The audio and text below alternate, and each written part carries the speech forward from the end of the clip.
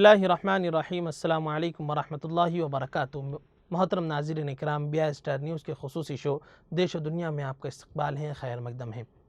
नाज़रीन, ज़रा तसव्वुर करें, जहाँ आप बरसों से रह रहे हों, जहाँ आपका और आपके पुरखों का जन्म हुआ हो, जहाँ आपने अपनी अम्मा और दादी की लोरियाँ सुनी हों, जहाँ आपने खेला कूदा और मौज मस्ती की हो, अचानक कोई आए और कहे कि अब ये जगह आपकी नहीं है, इतने दिनों के अंदर आप ये घर खाली कर दें, बसूरत दिगर हम इस पर बुलडोज़र चला देंगे, तो आप पर क्या गुजरेगी? आप जिस कर्ब और जिस दर्द और जिस बेचैनी में मुब्तला होंगे, क्या उसको लफ्ज़ों का रूप दिया जा सकता है? क्या इस दुख को लिखा जा सकता है? क्या इसकी अक्कासी की जा सकती है? शायद नहीं। नाज़रीन, गुज़िश्ता एक हफ़्ते से हिंदुस्तान की रियासत उत्तराखंड के शहर हल्द्वानी व अम्भूलपुरा वाक़े गफ़ूर बस्ती के लोग इस कैफियत से दो चार हैं, जहाँ एक दो नहीं तकरीबन 4365 मकानों को इंतज़ामिया ने खाली कराने का हुक्म दिया है। ये कोई नई बस्ती नहीं है, बल्कि इनके पास आज़ादी से पहले के कागजात हैं।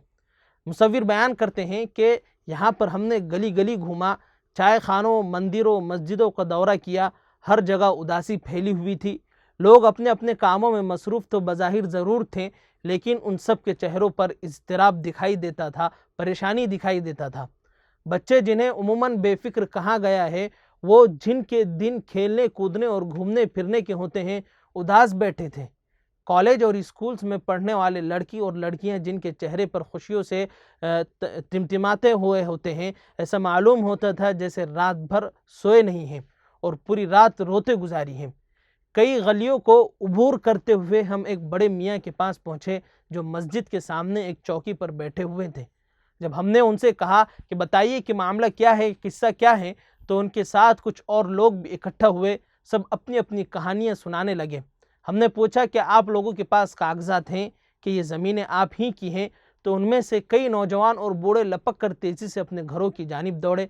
किसी के हाथों में फ़ाइलें तो किसी के हाथों में प्लास्टिक के झोले थे। वो सब एक एक करके दिखाने लगे, ये देखिए हमारे परदादा ने आज़ादी से पहले ख़रीदा था, ये देखिए 1920 की फ़ाइल है और ये 1947 से पहले के कागजात हैं। ये उस वक्त के कागजात हैं जब हिंद और पाक का बंटवारा हो गया, तो बहुत से लोग अपने घरों को छोड़कर पाकिस्तान चले गए। उसको फ़ुला ने ख़रीदा था, उसके बाद फ़ुला ने ख़रीदा और उसके बाद हमारे फ़ुला दादा ने ये ज़मीन नीलामी में हुकूमत से ख़रीदी थी। एक बड़े मियाँ, हमने यहाँ के लोगों के रहन सहन के बारे में एक बड़े मियाँ से पूछा। हालांकि इलाके की हालत खुद बता रही थी कि हुकूमत इस पर कितनी तवज्जो दे रही है। जगह जगह गंदगी के अंबार, दूर तक की बदबू फैली हुई थी। नालियाँ यहीं पर खुले हुए थे और यहीं खुले होटलें और कबाब और बिरयानियाँ भी बट रही थीं। बड़े मियाँ ने बताया कि यहाँ के ज़्यादातर लोग रोज़ाना मजदूरी करके पेट पालने वाले लोग हैं। इक्का दुक्का लोग सरकारी नौकरियाँ में हैं। पूरी बस्ती मुसलमानों की है, लेकिन पढ़ाई लिखाई का रुझान कम है। मेडिकल स्टोर चलाने वाले बुज़ुर्ग मोहम्मद नईम अफसुर्दा लहजे में कहते हैं कि 95% यहाँ मुसलमानों की आबादी है, लेकिन इनमें तालीम का फुक़दान है। अपने हुकूक़ के बारे में भी लोग बाशऊर नहीं हैं। हुकूमत की तरफ से इस इलाके को टारगेट करने की एक वजह यह भी है कि वो जानते हैं ये लोग आवाज़ भी नहीं उठा सकेंगे, इसलिए उन्हें कुचल दिया जाए। सलाहुद्दीन अंसारी गुज़िश्ता 50 सालों से इस इलाके के मकीन हैं। हमने उनसे पूछा कि क्या किस्सा है, ज़रा तफसील से बताएं, तो उन्होंने एक सर्द आह भरी और अपनी लुंगी को समेटते हुए सामने पड़ी कुर्सी पर बैठ गए और कहना शुरू किया कि हमारे पास तो सारे कागजात हैं, 1940 से हम टैक्स दे रहे हैं। उन्होंने एक पुराने कागज़ों का बंडल खोला और दिखाने लगे, ये देखिए पीढ़ी दर पीढ़ी एक एक कागज़ात हमने रखा हुआ है। अब तो हाल ये है कि जिनके पास कागज़ हैं या जिनके पास नहीं है, सब एक ही कटहरे में आ गए हैं। सरकार ने सबको एक ही लाठी से हाँका है। वो कहते हैं ये सोचने वाली बात है कि अगर रेलवे की ज़मीन है, जैसा कि रेलवे वालों का दावा है, तो इतने दिनों तक हुकूमत कहाँ सोई हुई थी? यहाँ हुकूमत ने इतना इन्वेस्ट क्यों किया हुआ है? हुकूमत हमसे टैक्स क्यों वसूल करती रही? यहाँ बिजली पानी का इंतज़ाम आखिर कैसे हुआ? हुकूमत ने स्कूल और कॉलेजेस कैसे खोले? रियासती हुकूमत को इस मामले पर सामने आना चाहिए, मगर वहाँ मुकम्मल खामोशी का राज है। एक और बड़े मियाँ से हमने उनकी कथा जानना चाहिए, तो ये पेशे से वकील थे और इस मामले में भी उन्होंने सुप्रीम कोर्ट में मामला दायर कर रखा है। हमने पूछा घरों के अलावा और क्या क्या है, इसकी जद में क्या क्या आ रहा है, तो उन्होंने बताया कि इस इलाके में तकरीबन 2 इंटर कॉलेजेस हैं, 10 मसाजिद हैं, 2 मंदिर हैं और 5 मदरसे हैं। 2 बैंक हैं, 4 सरकारी स्कूल जबकि 10 से 12 प्राइवेट स्कूल हैं। पूरी दुनिया की हुकूमतों ने अपनी बाशिंदों की खैर-ख्वाही और तरक्की के बारे में सोचती हैं और ये उनका काम है, लेकिन हिंदुस्तान की वाहिद हुकूमत है जो अपने ही कायम किए इदारे, बस्ती और घरों को मुनहदिम करती हैं। यकीनन ये ख़तरनाक बात है और तशवीशनाक बात है।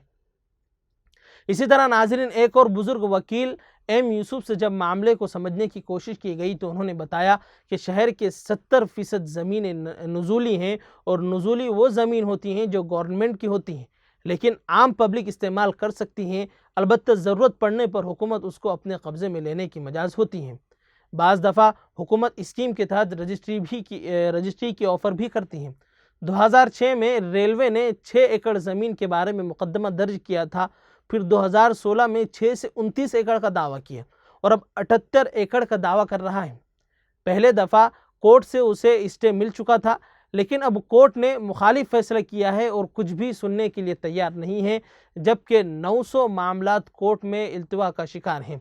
लेकिन इस मामले में कोर्ट का रवैया अफसोसनाक रहा। उनका कहना था कि पूरे मामले में अभी तक कि यही वाज़ेह नहीं है कि रेलवे की ज़मीन कितनी है और नुज़ूली कितनी है।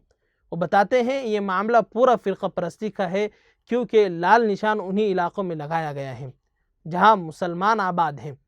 हल्द्वानी से पहले बड़ा स्टेशन लाल कुआं है, वहाँ से अगर सफाई हो तो सारे इलाके हिंदुओं की ज़द में आते हैं। इसी तरह हल्द्वानी से 6 किलोमीटर ऊपर काठ गोदाम है, वहाँ हिंदू आबाद है, लेकिन कार्रवाई मुसलमानों की 2 किलोमीटर इलाके में ही क्यों की जा रही है। इन इलाकों में 3 गर्ल्स कॉलेज, 1 कॉलेज, 2 ट्यूबवेल, 10 मसाजिद और 2 मंदिर हैं। मुतअद्दिद प्राइवेट स्कूल और कॉलेज अलग अलग हैं। फिर रेलवे कोई ऐसा प्रोजेक्ट भी नहीं दिखा रहा है जिसके लिए वो अपनी ज़मीनों को वागुज़ार कराना चाह रहा है। रेलवे फाटक पर माइक लगाकर 1 हफ्ते में इलाका खाली कराने का ऐलान और धमकियां मुसलसल जारी हैं। हमने इस बारे में हुकूमती ओहदेदारान से भी बात की।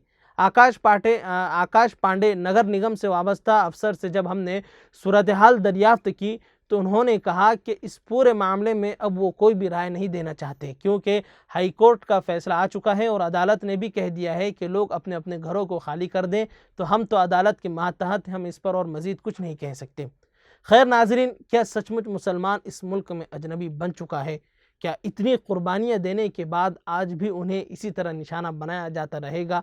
आप ज़रूर इस बात पर सोचिए और इसी तरह खैर अल्लाह हम सब का हामी व नासिर है। फिर मुलाकात होगी इंशाअल्लाह अगले मौजू के साथ। फ़िलहाल मुझे इजाज़त दीजिए। अस्सलामु अलैकुम वरहमतुल्लाहि वबरकातुहू।